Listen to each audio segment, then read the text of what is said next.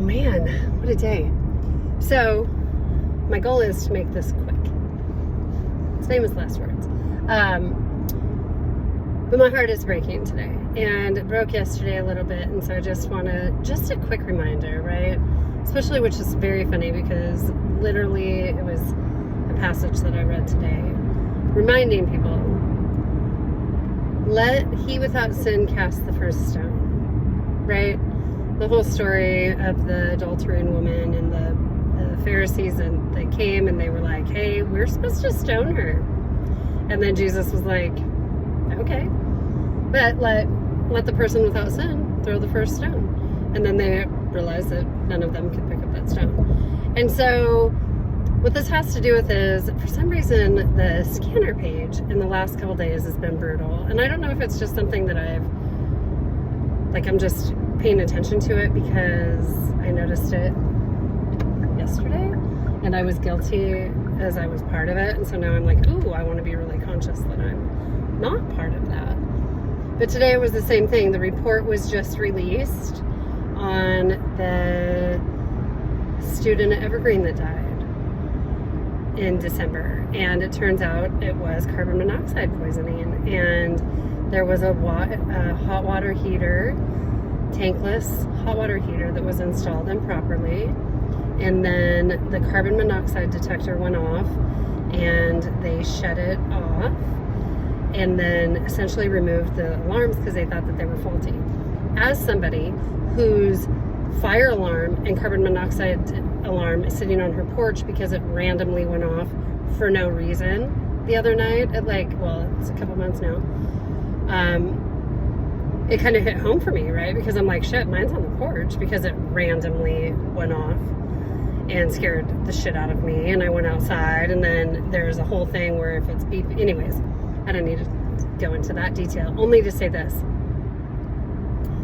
The guilt that the humans that installed that tank will carry with them, and the guilt of the people who made the call to take the detectors down, will live with them forever. And to watch how ugly people were was heartbreaking. It's such a, I don't know if social media has just brought it out in people.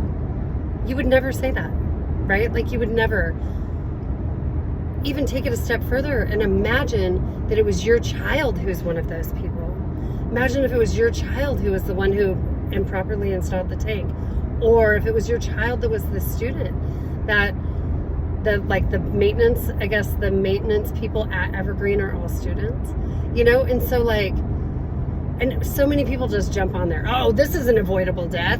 Oh, what a stupid, this could have been, oh my God. If that human being was standing in front of you, you would never say that. And if you would say that, you're an asshole, right? If somebody walked in those moments of grief and you were like, wow, what were you thinking? It's like social media is just not brought out the best in us. And so this is just a little reminder, right? Because I think it's our first thought.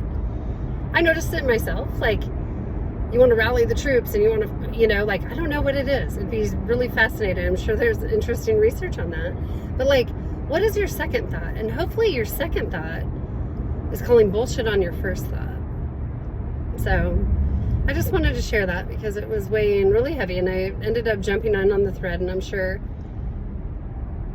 who knows? I hope I don't get it out, but I'm sure.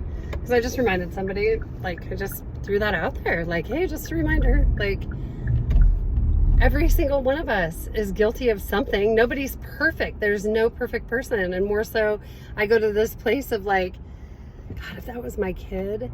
First of all, if it was, it's heartbreaking, right? And by me being heartbroken for the human beings whose negligence caused it, right? And it's a double whammy. It took both things happening, right? It took the faulty installation, and then it took the alarm being turned off. And by me having a broken heart and reminding people that hey, just be a nice human, be nice, don't judge, that doesn't take away the sadness of Jonathan's family.